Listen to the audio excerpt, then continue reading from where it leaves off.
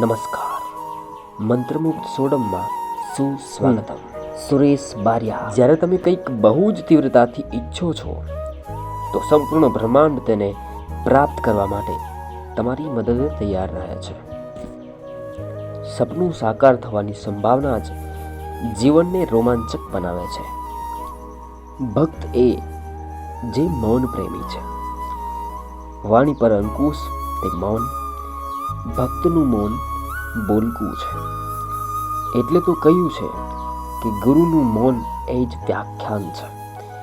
એનાથી શિષ્યોના સંશયો છિન્ન થઈ જાય છે. આપણી 60 વર્ષની ઉંમર પછી આપણને કોઈ નહીં પૂછે કે કેટલા રૂપિયા ભેગા કર્યા, કેટલી ગાડી છે, કેટલા મકાન છે. આપણને પૂછવામાં આવશે બે જ પ્રશ્નો: તમારી તબિયત કેવી છે, તમારા છોકરાઓ શું કરે છે.